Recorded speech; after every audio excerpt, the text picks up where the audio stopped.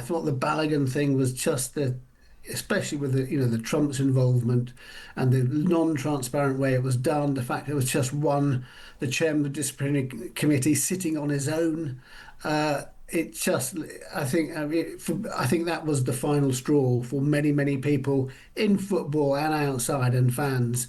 And I think it severely damaged the reputation of Infantino, actually. Yeah. President Trump reportedly wants FIFA President Gianni Infantino to be the next Secretary General of the United Nations. Now, their bromance played out on the world stage throughout the World Cup. Who can forget that Gianni made Donald the first recipient of FIFA's Peace Prize? Now, I did look back when I was doing a little bit of research for this feature to the previous CVs of the last three UN Secretary Generals. The incumbent, Antonio Guterres, was head of the UNHCR after being the Prime Minister of Portugal. Ban Ki-moon was a South Korean trade minister before he took up the job.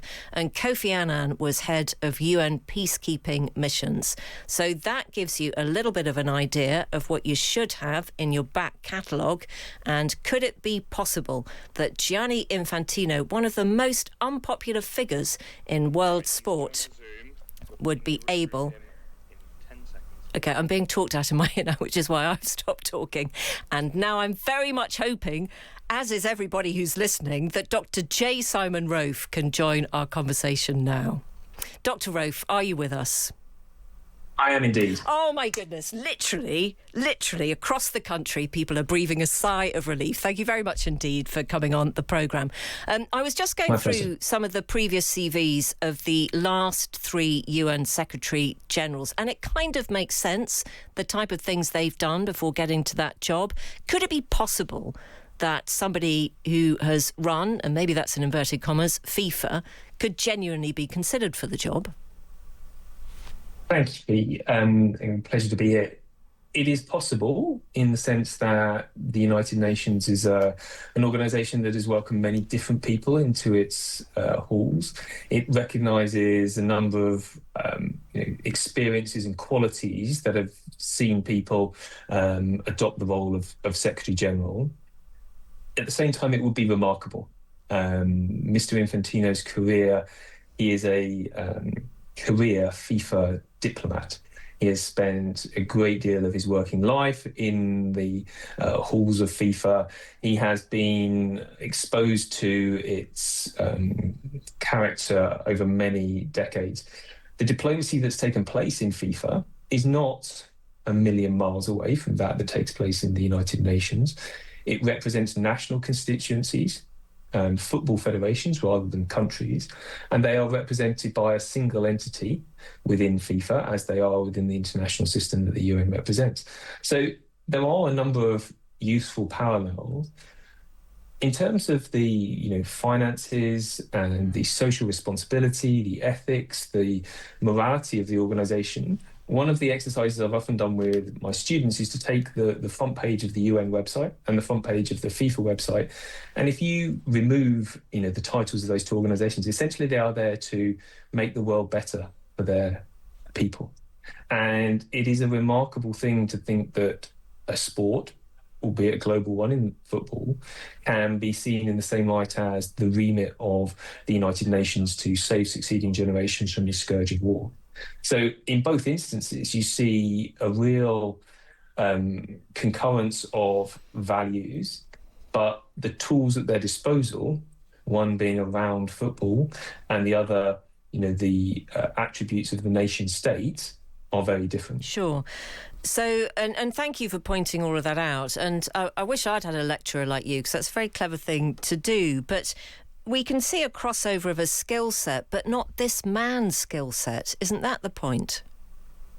Well, I think, one of the attributes of running an organisation as big as FIFA, or indeed the United Nations, is that you need to be, a chameleon of sorts. You need to be many things to many people. Now, you can look at that as criticism because, perhaps it means you lack a consistent position on certain things, or it means that you're adaptable and flexible to the constituents that you have. And the constituents you have are, in the case of FIFA, football federations. some of whom are very large organizations, very wealthy, have a huge number of high-profile assets, whether that's football clubs or individual footballers, and have a prowess and history that stretches back longer than the organization. Right. So those football clubs, some of those national federations are relatively new at things. Similarly, those countries that they're representing haven't always been there. We can look at the example of many of the new nations in the post-colonial era in the 1960s that came to shape FIFA in a very different way. The audiences that made up football federations from large parts of Africa changed the nature who was responsible at the top.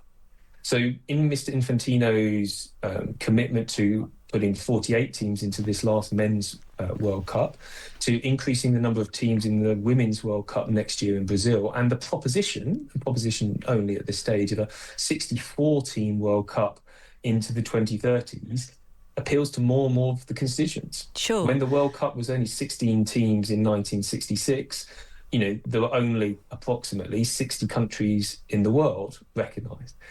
In 2026, there's 193 members of the United Nations. So maybe having 64 of them represented, approximately a third, is actually, a fair representation. Right. So it comes back to lots. Sorry. Sure. Well, no, we're going to talk a bit more about that actually with Martyn Ziegler in a couple of moments. But can I just be clear about what you're saying? I mean, those who love football and watch football, certainly in this country, seem able to talk very openly about their dislike of Infantino. We saw people really protesting against him. You will know all the things that they say, the crimes that they see him as having committed. Are you standing a bit back from that and saying, actually, hang on, give the guy a chance? Mr. Infantino, I possibly am, and I'm slightly contested in my own views on that. There's something about the longevity in a position of that, in an organisation that is admirable, might be overstating it, but is certainly worthy of contention. The position of president of FIFA means you're being a diplomat each and every day, often with hugely powerful people, such as President Trump, who has. He has an agency over. Mr. Trump was hurried off the stage by Infantino on Sunday in the presentation. Trump doesn't get hurried off many stages. Well, he still wouldn't go. No, but there's a contrast between how he behaved on Sunday and how he behaved last year in the Club World Championship, where he really lingered alongside the players who had won the trophy. I think it's he is able, from whatever skills he has, to be able to shape and influence others and others who have significant power. So whether he's playing at each and every game, looking at the contradictions between hosting a carbon neutral claim of a carbon neutral World Cup in Doha and the amount of miles he travelled during the United tournament recently to be at as many games.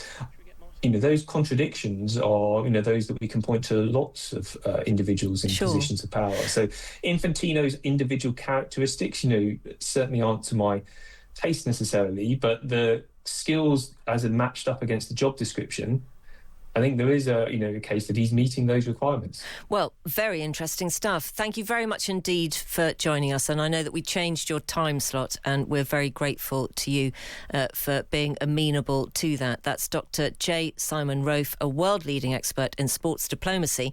And I wonder what Martyn Ziegler, chief sports reporter for The Times, thinks of all of that. A very good afternoon, Martyn. I mean, I have to say that my text message Rolodeck has absolutely lit up during that interview. With people saying they really don't like Infantino. Just one comes in from John. How can Mr. Magoo become head of the UN? He'll want to sell tickets forever for every event at extortionate prices. And so it goes on. What do you think? Well, I don't think there's any possibility of him doing that in the short term.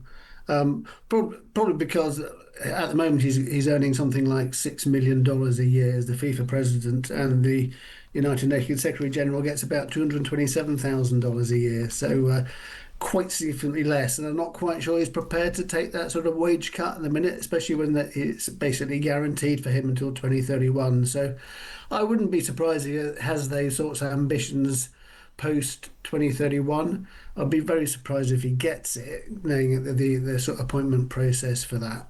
And also, he's had so much negative publicity around this World Cup. Yeah. You've been writing about the good, the bad and the ugly of this World Cup in the paper today. It's a lovely piece because it's very concise and you absolutely state your thoughts. Give us your overview of the tournament. If we started with the good... Yeah, I thought the best thing about the tournament was actually some of the things that happened on the field of play. A lot of the sort of issues around delays around the dreaded VAR were dealt with quite well. There's time wasting was cracked down upon. It was a much more sort of fluid spectacle of football on the field and some good, very good games.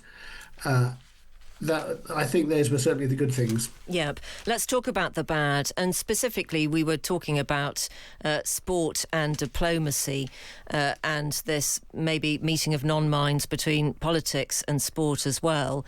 And obviously the controversy around Balogun is going to leave such a nasty taste both on the field and off the field. Yeah, I think that's the climax of something that had been building up for some time. We'd seen this new Club World Cup last year, which Infantino, that was his baby, and he sort of manipulated things to make sure Lionel Messi's Inter Miami team were involved. It seemed very sort of blatant. And then in November, Cristiano Ronaldo, another kind of star player, he was expecting to get a 3-match ban for violent conduct on the field of play. 2 of those matches were reduced or deferred by the FIFA disciplinary committee, but 1 was kept. But it did mean that actually, he didn't miss any World Cup matches. And so I thought the Balogun thing was just especially with the Trump's involvement and the non-transparent way it was done, the fact it was just the chairman of the disciplinary committee sitting on his own. I think that was the final straw for many, many people in football and outside and fans. And I think it severely damaged the reputation of Infantino, actually.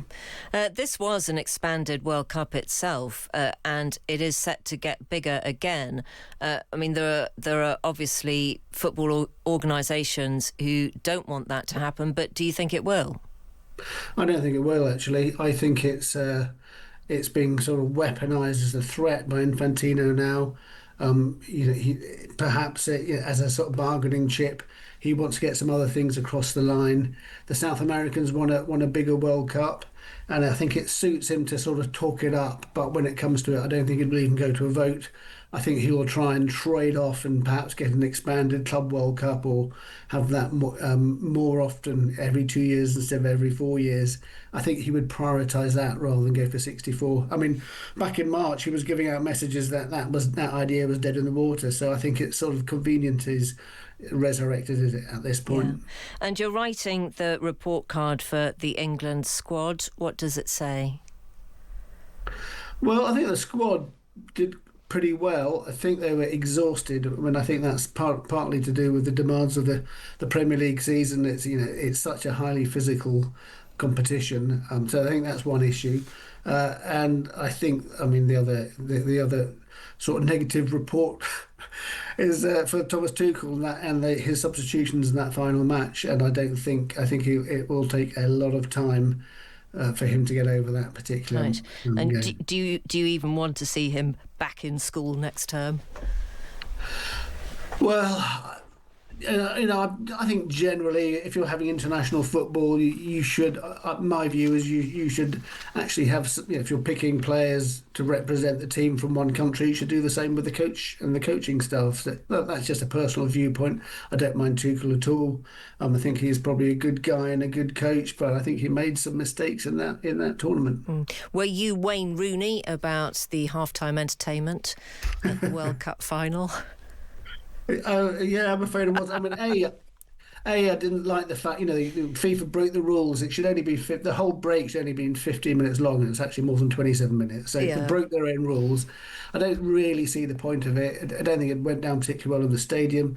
I watched it and I thought it's okay, but nothing more than that. Oh, some of it just burnt my eyeballs. Martyn, thank you very much. Lovely to talk to Thanks, you. Lee. That is Martyn Ziegler. You can read his piece. It's really good, actually. If you're missing being able to read about the World Cup, you can just feast on the thoughts about the good, the bad and the ugly.